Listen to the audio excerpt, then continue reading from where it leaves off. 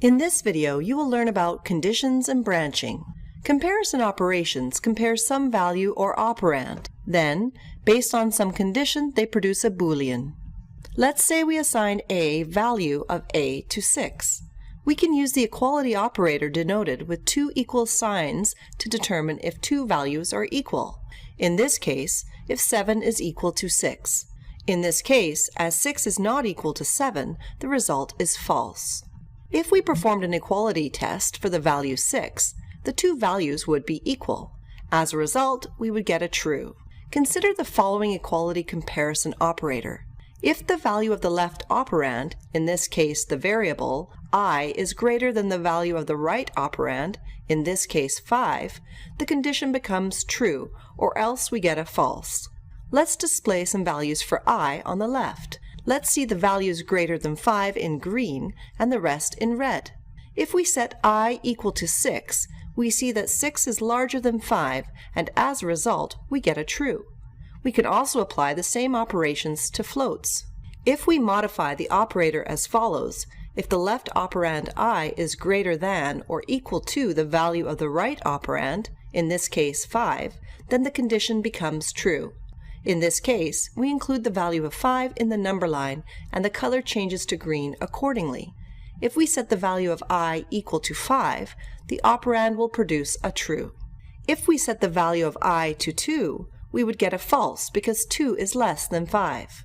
We can change the inequality. If the value of the left operand, in this case I, is less than the value of the right operand, in this case 6, then condition becomes true. Again, we can represent this with a colored number line. The areas where the inequality is true are marked in green, and red where the inequality is false.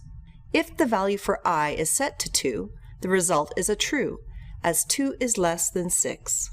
The inequality test uses an exclamation mark preceding the equal sign. If two operands are not equal, then the condition becomes true. We can use a number line. When the condition is true, the corresponding numbers are marked in green and red for where the condition is false. If we set I equal to 2, the operator is true as 2 is not equal to 6. We compare strings as well. Comparing AC/DC and Michael Jackson using the equality test, we get a false, as the strings are not the same. Using the inequality test, we get a true, as the strings are different. See the labs for more examples.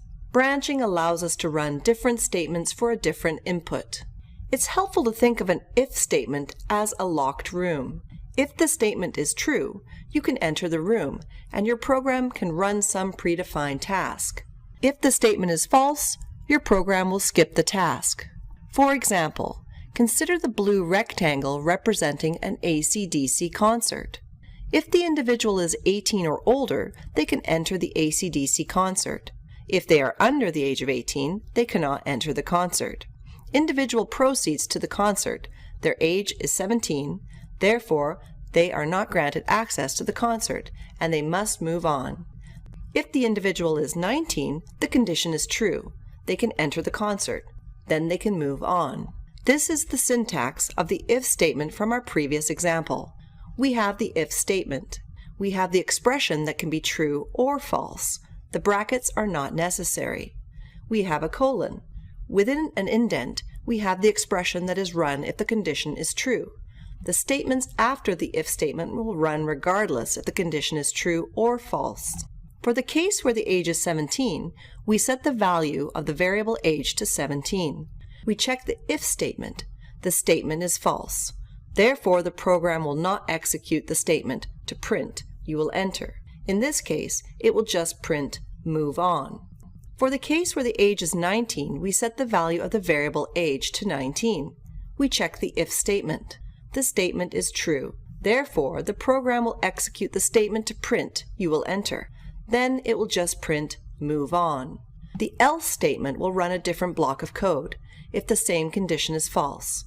Let's use the AC/DC concert analogy again. If the user is 17, they cannot go to the AC/DC concert, but they can go to the Meatloaf concert represented by the purple square. If the individual is 19, the condition is true. They can enter the AC/DC concert. Then they can move on as before. The syntax of the else statement is similar. We simply append the statement else. We then add the expression we would like to execute with an indent. For the case where the age is 17, we set the value of the variable age to 17. We check the if statement. The statement is false.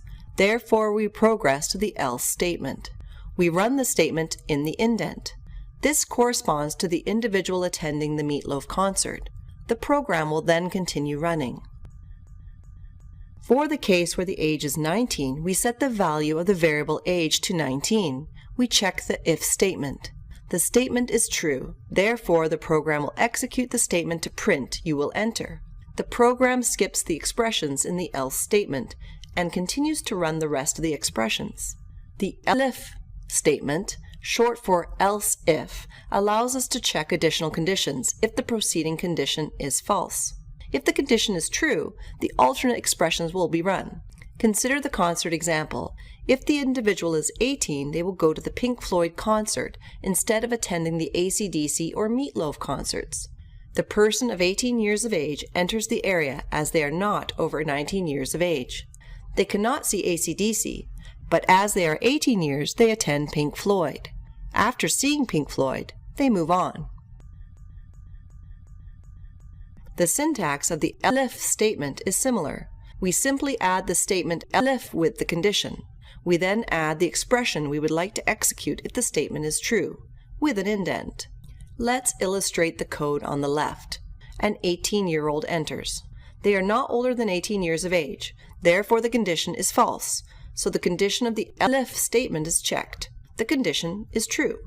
So then we would print, "Go see Pink Floyd." Then we would move on, as before. If the variable age was 17, the statement "Go see Meatloaf" would print. Similarly, if the age was greater than 18, the statement "You can enter" would print. Check the labs for more examples. Now let's take a look at logic operators. Logic operations take Boolean values and produce different Boolean values. The first operation is the not operator. If the input is true, the result is a false. Similarly, if the input is false, the result is a true. Let A and B represent Boolean variables. The OR operator takes in the two values and produces a new Boolean value. We can use this table to represent the different values.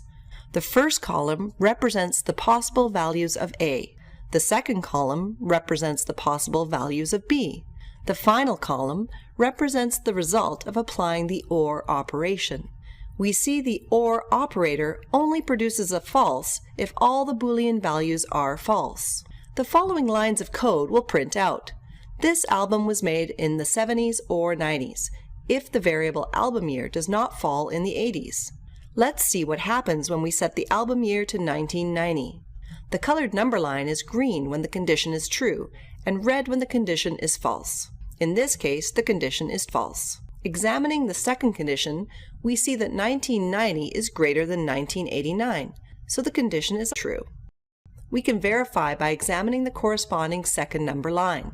In the final number line, the green region indicates where the area is true. This region corresponds to where at least one statement is true. We see that 1990 falls in the area. Therefore, we execute the statement. Let A and B represent Boolean variables. The AND operator takes in the two values and produces a new Boolean value. We can use this table to represent the different values. The first column represents the possible values of A.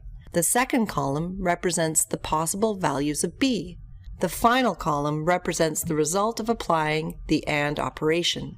We see the AND operator only produces a true if all the Boolean values are true. The following lines of code will print out.